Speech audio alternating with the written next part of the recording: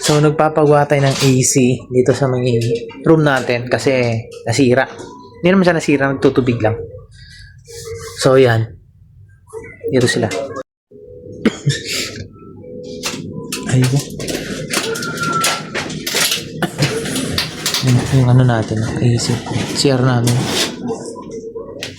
Ito yung gamit nila. So, bubugahan lang nila yan. Baka nga barado yung pipe. So, ganun talaga. Kailangan nating paayos. So, ayun nga, ano. Daming tulo. Maraming ice siguro to. Yan. So, bali, may nila. Pahanginan. Yan. अभी इसने ऑटो पे किया था मैं ऑन पे किया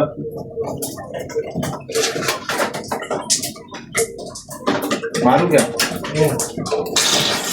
बस बस Tubig, no?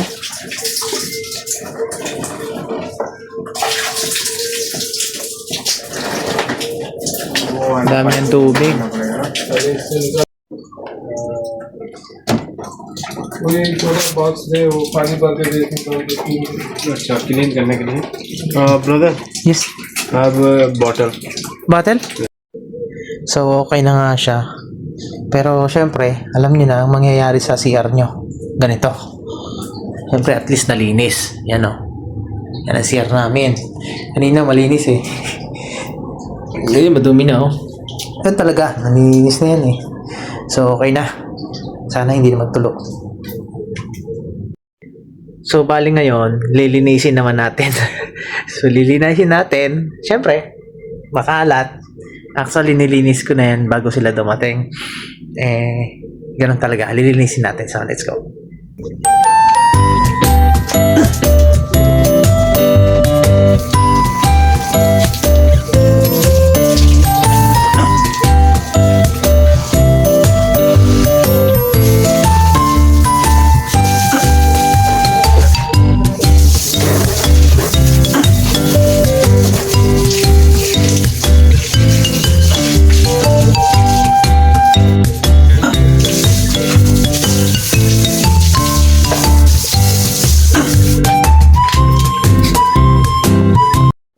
So, ayan nga, natapos din, di ba?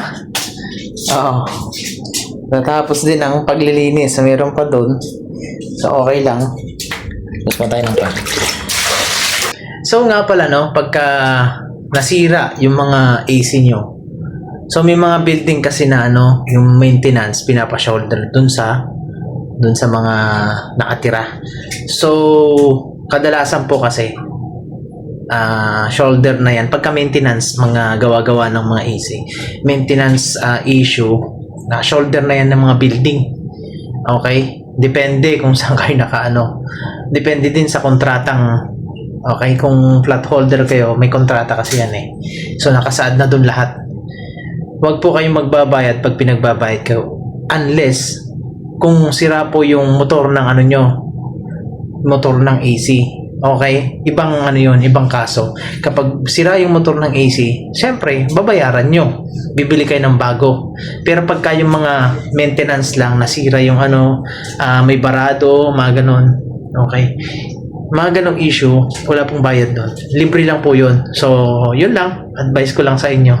So, pagka hiningan kayo ng pera, mga maintenance issue, may maintenance service issue. So, wag po kayong magbabayad. Illegal po yun. Unless, sinabi ko, pagka nasira yung motor, shoulder na yun ng yung mga nakatira. Kasi babaguhin yung motor. Hindi naman yung pinaka-machine ang issue, yung motor, as in motor. So, pagka yung motor ang issue, so share po kayo. Okay, yun lang po. God bless.